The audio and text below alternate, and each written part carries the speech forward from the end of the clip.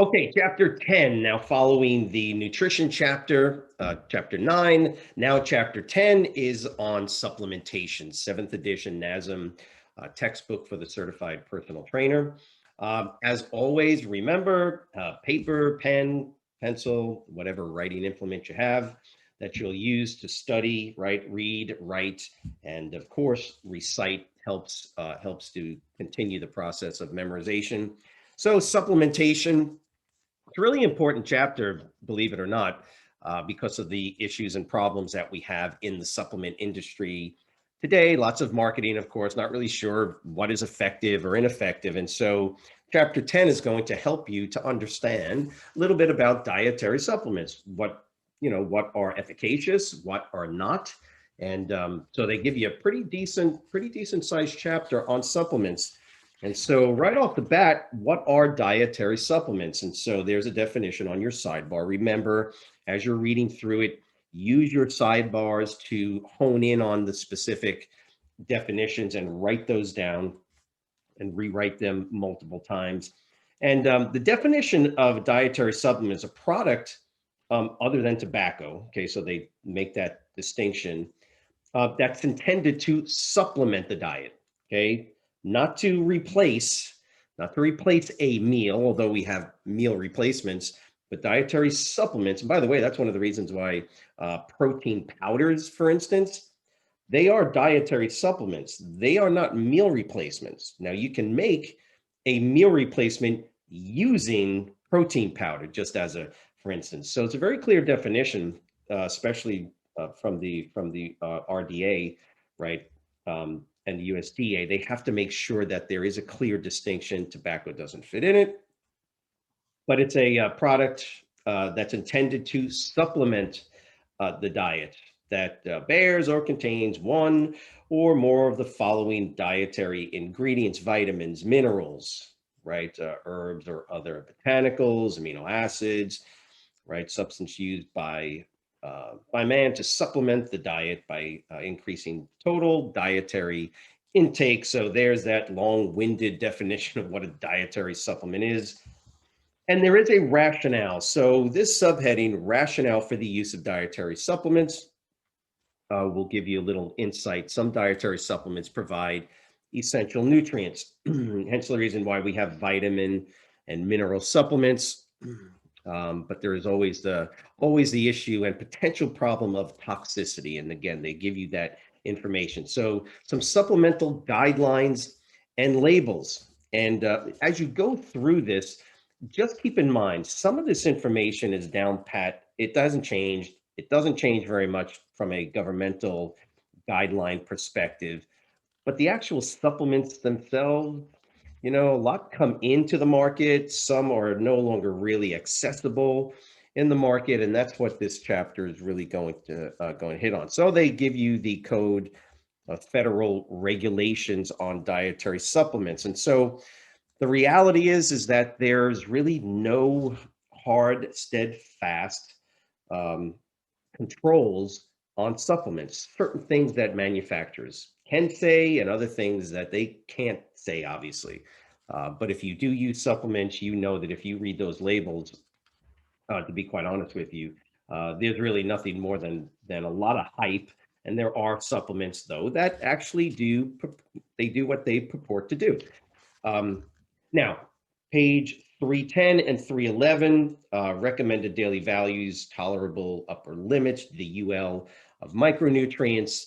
You would have already seen this, or at least some level of this, in the previous chapter. So not really necessary to spend a whole lot of time on these chapters. But the concept of the tolerable upper limit, it's a good idea to know what that is: the greatest quantity of vitamins or minerals that may be consumed in a day without risk of an adverse health effect. So that leads to toxicity. For many years, vitamin A, for instance, vitamin E supplements, and some other fat-soluble vitamin supplements were being used extensively And what happens is because they're fat soluble, whichever ones they were, they tend to build up in the fat cells of your body, and they can create a toxicity. And you can actually consume too much vitamin A, for instance, which is why the market then brought in beta carotene, which is you can take a ton of beta carotene because it's going to convert into provitamin A or vitamin A as it needs to in the body versus consuming the end product, which can lead to toxicity. So this is one of the reasons why the government has tried to put, some brakes on how the supplement industry makes the products, gets them to market, and what they say about the product. And so it's a good idea as you're going through this to just keep that in mind. Look, go into your own you know, kitchen where you got your supplements and take a look at them, because you'd be surprised that a lot of the stuff out there may or may not be beneficial. So stimulants, creatine, and banned substance. So what NASM is doing is they're kind of giving you a sort of a brief introduction now to what they're going to talk about when it comes to label requirements and some of the other more important components to supplementation. You need to know these things because you have to educate your client. Remember, part of what we do as trainers is we educate our clients. We're not going to tell our clients to use supplements, right? There's only a few out there that have been well researched, documented to do what they purport to do, that we could perhaps recommend to clients. But again, scope of practice says don't be telling your clients how to take certain things or to use certain supplements. You educate them, and if they want to use it, it's entirely up to them. Okay, so dietary supplement labels on page 312. It's going to basically explain to you what what they have to say or what they have to provide. So active ingredients and other ingredients and whatever the panel, the facts panel reveal about the particular contents. And so just like anything else, ingredient list, and the supplement facts panel, daily values. So table 10.2, recommended daily values of macronutrients. And so what we're going to move into first are the oldest and most well-known supplements, which are vitamins and minerals. The table here on 10.2 is just a guideline. It's just giving you the basic guidelines. It's in a table form, which means it's not a bad idea to at least write it down. But how critical that is, you can always access it. Keep in mind, you can memorize this stuff, but if somebody asks me, what is the recommended daily value of fat, right? I can always look it up. So trying to memorize that's up to you if you want to do that. So now as we move into page 315, now is where we get a sample nutrition label. And so it's not a bad idea to look at, for instance, figure 10.1, which is a dietary supplement label, figure 10.2, same thing. They're giving you examples of what the labeling looks like. Supplement facts. In this case, there is a suggested use, and if you don't know already, you're looking at a protein, right? Protein supplement, serving size, and these are the things that you're going to need to know and be able to help your clients with. If they bring, and I do this all the time with students, I would basically say, bring in your supplements, bring them in, and let's have a look at them. Quite often, remember, especially if it's a protein powder or it's some other drinkable supplement, you gotta be careful because you never know. Well, I do know there's lots of sugar in some of these. There's some interesting ingredients in there where I would kind of look and go, I'm not too sure. I want to be putting that in my body. But nevertheless, that's what these food labels, or excuse me, these supplement labels are showing you. NASM also gives you a European Union nutrient reference values. And just so you know, one of the reasons they do this is because they do business in Europe. So this 7th edition, of course, is being read by people basically around the world. Current good manufacturing processes and third-party verification. Here's sort of the lowdown when it comes to supplements. If the government cannot control and regulate, and we don't want that, if they can't control and regulate supplements and the ingredients, well, it's a really good idea to have what's known as third-party verification. I remember many years ago when some of the first protein powders were coming out on the market. I had sent a request to one of the companies for a breakdown of the manufacturing process and what was actually in the ingredients. And even though they had all of this information on the ingredients list, when it was sent to a third party to be verified, it was significantly different than what they said was on the label. And this was a protein powder. And so the protein powder tasted really good. We're talking 1990s, late 1980s, early 1990s. The protein powder tasted really good.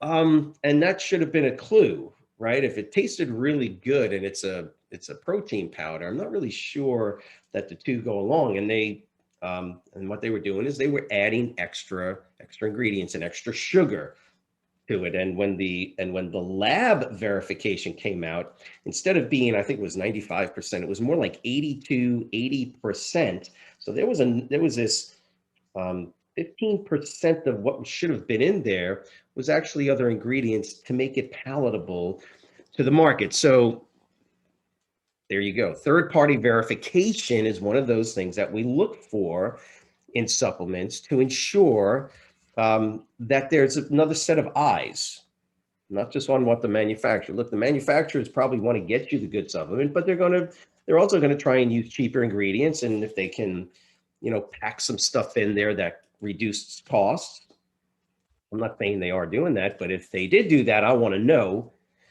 And so a third party, another set of eyes on the manufacturers is a really good idea, because now I can look at the third party verifier, like one of the certifying bodies that you see here on page 317. And if they okay it and they say, yes, this is what is in the product, and it compares exactly with what they're putting down on their label, then I'm good. And that's what third-party verification allows us to do. So we have what are known as health supplements, right? Because there are these two basic broad categories. There's health supplements and there are performance supplements. So you have vitamins and minerals, and you have performance supplements like creatine, things like that. And those are the two main subdivisions or broad categories of dietary supplements. With vitamins and minerals, things you got to look for aside from third-party verification is whether or not they are biologically active or biologically inactive forms. Obviously, the biologically active forms is what we're looking for. They're more efficient. They're easier for the body to deal with, break down, and absorb. In the vitamin and mineral supplement subdivision, we have the fat-soluble vitamins, and those are the A, E, D, and vitamin K. So you can memorize those. Not a bad idea, by the way, to kind of know these things off the top of your head. And so fat-soluble vitamins, and you can read through the stretch your knowledge boxes are not a bad idea to read. But as we go through, we're going to get to the water-soluble vitamins. And the water-soluble vitamins are your B vitamins, vitamin C, for instance. And so those vitamins are what, if you take them, they essentially get eliminated or removed from the body a lot easier, a lot quicker. So they are the vitamins that for sure need to be consumed on a regular basis. Their water solubility allows for renal discharge and then elimination through the urine a lot easier.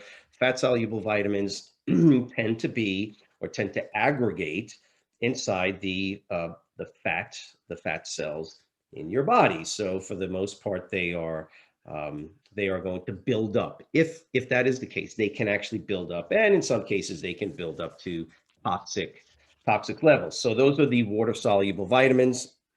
And you can read through now.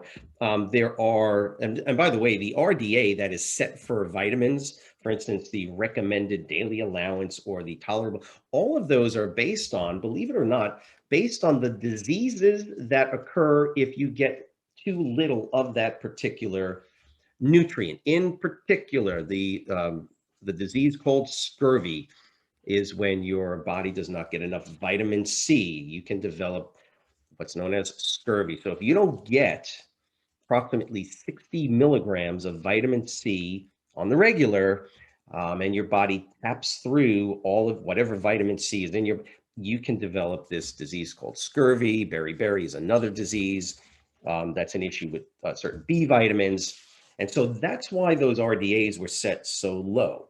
We know that 60 milligrams of vitamin C a day, for instance, is not a appropriate amount. We need significantly higher levels than that, but that's what they're giving you some information on. And these are some of the disease states or conditions that will occur if you don't get enough of your vitamins and minerals. So vitamins, remember, organic, minerals, inorganic, your macro minerals, right? You've got a little infograph there on page 323. Again, it's not a bad idea to know those minerals. They're macro minerals because minerals are needed in very small amounts, but there's two levels of small amounts. There's macro minerals, which you don't need a lot of, but you need more of those than you need of the micro minerals. So the macro minerals are the ones that we normally talk about: potassium, sodium, calcium, and magnesium. Those are the macro minerals. So as we move on, the micro minerals are what are known as trace minerals. There's a bunch of those, and some of them are really, really important. Iron, of course, being one of them. Zinc. So as you read through this and you look at these trace minerals, you start to, I hope you appreciate the necessity for proper nutrition. Now, this is the chapter on supplements, but one of the reasons why there are vitamin mineral supplements is because for the most part, people may eat okay, but they don't eat well, and they're not getting enough of these nutrients in their diet. So the idea is that you would first want to eat lots of greens, lots of vegetables. One of the things I always would tell clients is we don't want to eat fruits and vegetables. Listen to this. You want to eat vegetables and some fruits. Remember, vegetables are going to contain a tremendous amount of the micronutrients such as minerals, and we don't get the same sugar level as we do in the fruits. So eat lots of vegetables. That's where you're going to get the majority of your minerals, particularly your trace minerals. Omega-3 supplements. Now, omega-3 fatty acids, right? A very specific type of fatty acid that your body needs and at specific levels, and they're basically giving you, once again, on your sidebar. Remember, some of these are very important to memorize for any number of reasons. One of them being, again, to educate your client. We know about omega-3 fatty acids. They're beneficial for the cardiovascular system. They are anti-inflammatory versus the omega-6, right? And so this is your biochemistry, omega-3s and omega-6s. There are omega-3s, omega-6s, omega-9s, omega-12s. It's all based on the chemical molecular structure of the fatty acids that we're talking about in particular. And so omega-3 fatty acids and their sources, you'll notice that on table 10.5, fatty fish, right? The plant-based are going to be flax seeds, right? Walnuts. I used to hate walnuts, but I eat a lot of them now. So walnuts and their particular oils. So they tend to contain a fair amount, the plant side of it, but the fatty fish, mackerel, cod, some of the deep water fish, they tend to have higher levels of these omega-3 fatty acids. And of course, you can take them as supplements. So ergogenic aids. Now we're moving away from vitamins and minerals as these health benefits into ergogenic aids. So an ergogenic aid is simply a supplement. Anything that you use, doesn't even have to be a supplement, that assists and provides additional aid and help in a particular activity, normally a sports activity. So ergogenic aid. This is where we start to get into the supplements that we would normally associate with in a supplement store, for instance. So protein powders, things like that. So protein, of course, being the big one here on table 10.6, page 328 is a we saw this before, of course, in the nutrition chapter. So branched chain amino acids and muscle protein synthesis are sidebars. Definitely want to remember that. And as you move over now, we're getting closer to, right, some of the other supplements that we're more familiar with. Creatine. Creatine, by the way, is a very powerful ergogenic aid. If taken properly, used effectively, and you drink enough water. It's been used for years. It's very effective at what it says it does, which is to volumize muscle cells. Don't think that you're going to get stronger just by taking a creatine supplement. No, there's other variables, obviously, that go into it. But as a supplement, as long as your nutrition is on point, you're drinking enough water, adding creatine to your repertoire, so to speak, is going to increase the overall sarcoplasmic or fluid level inside the muscle cells, and that's going to help and aid with anabolic, the growth of myofibrils inside the muscle cell. So it can be a pretty effective ergogenic aid. The only problem with creatine, of course, is once you stop taking it, you go back to normal. So and it's not like it's a poisonous substance. Creatine can be taken to a fair degree over an extensive period of time, and there's really no research that I've read that says that it has any issues or problems long term. Once again, the issue with creatine, like any other supplement that you take for ergogenic purposes, is that you're simply not going to maintain, the benefits once you stop using that supplement again. So now we come into stimulants, and the most powerful, the one that we tend to overlook sometimes, believe it or not, is caffeine, and it's a pretty powerful stimulant. It causes an adrenaline release.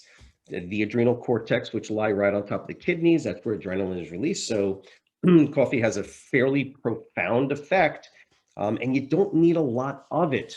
You can drink coffee, right? Which cup of coffee, average cup of coffee, 150, 200 milligrams of caffeine. You can take caffeine anhydrous, which is what I used to do when I was in a more competitive state, and my training was much more intense. I would buy a product called No Dose, which is caffeine anhydrous, but it's a very specific metered dose, 200 milligrams in a tablet. So I would use that instead of drinking coffee, just as a for instance. I knew how much I was getting, but you get the idea that there are these ergogenic aids, caffeine being one of the most powerful. Ironically enough, in many of the sports supplements that are pre-workout supplements, look at the ingredients. Look at the ingredients, and one of the first things you're going to see on there is caffeine. Why? There's no two ways about it. Caffeine can have a very profound effect on the release of free fatty acids for usage during your training, and that additional rush that you get from the release of adrenaline.